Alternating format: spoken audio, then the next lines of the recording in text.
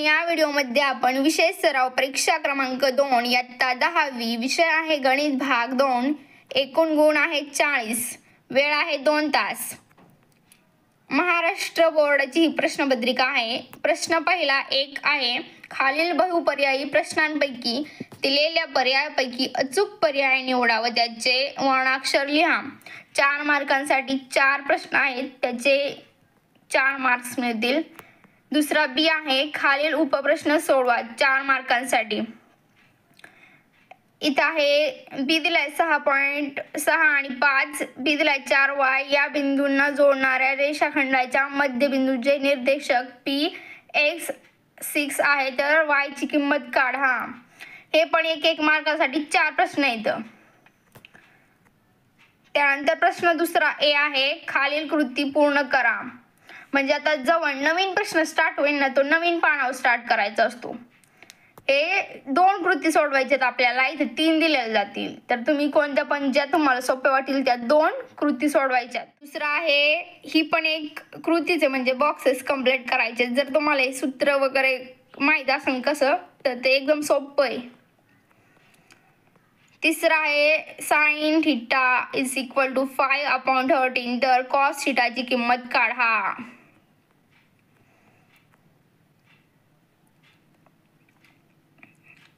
बी आहे, खालील उपप्रश्न सोडवा कोणतेही 4 8 मार्कांसाठी। एका गोलाची त्रिज्या 7 सेमी असेल तर त्याचे वक्र पृष्ठफळ काढा। 2 आहे, कोणतेही एक वर्तुळ काढा, त्यावर ए हा बिंदू घेऊन त्यामधील वर्तुळाची स्पर्शिका वर्तुळ केंद्राचा उपयोग न करता काढा। तिसरा आहे, आकृतीमध्ये जे इन्फॉर्मेशन दिली आहे त्याचा यूज करून QT काढा। QT चा किती म्हणजे डिस्टन्स आहे तो सांग। चौथा आहे, आकृतीमध्ये बिंदू Q हा स्पर्श बिंदू आहे। जर PQ = 12, PR = 8, तर PS किती?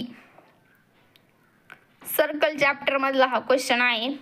पाचवा, सिद्ध करा cos θ + tan θ = cosec × sec θ।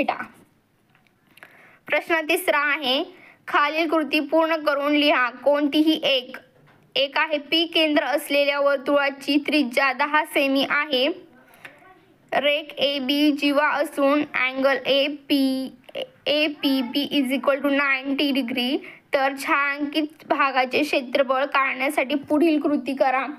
आता हे बॉक्सेस बनवायचे जे असतात ना क्वेश्चन, ते सोपे असते, ते जास्त करून पटकेच होते, ते करत झालं। दुसरं आहे, आता हे पण बॉक्सेसच भरायचेच आहेत। त्यानंतर ह्याचा तुम्ही स्क्रीनशॉट काढून घेऊ शकता। बी आहे, खालील उपप्रश्न सोडवा कोणतेही 2 6 मार्कांसाठी, म्हणजे 3 मार्कासाठी। 2 आहे, आकृतीमध्ये AB is parallel CD EF, तर X ची किंमत काढा व AE काढा।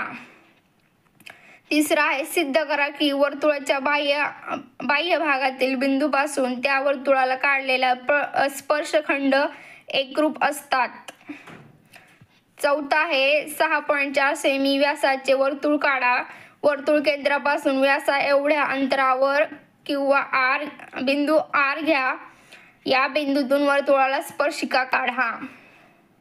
हे डायग्रामचे क्वेश्चन आहे ना, ते येतात म्हणजे येतातच, ते एकदम परफेक्ट करून ठेवा कशा डायग्राम काढायचे ते। प्रश्न चौथा आहे, खालील उपप्रश्न सोडवा कोणतेही 2 8 मार्कांसाठी। हा सगळ्यात जास्त इम्पॉर्टंट प्रश्न आहे, कारण की 4 मार्काला एक आहे, बाकी सगळे 2 मार्कालाच होते ना। यामध्ये तुम्हाला 3 दिलेत, त्यापैकी 2 करायचे आहेत। स्क्रीनशॉट घेऊ शकता तुम्ही।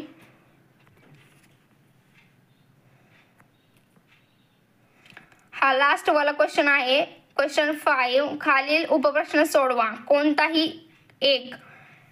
2 प्रश्न दिलेले आहेत, त्यापैकी कोणता पण 1 सोडवा। इथेच तुमचा पेपर संपलेला आहे। तुमच्या मित्रांना हे पेपर शेअर करा। या चॅनलवरती तुमचे इयत्ता 10वीचे बरेच पेपर अवेलेबल आहेत, ते तुम्ही पाहू शकता। Thank you so much for watching this video.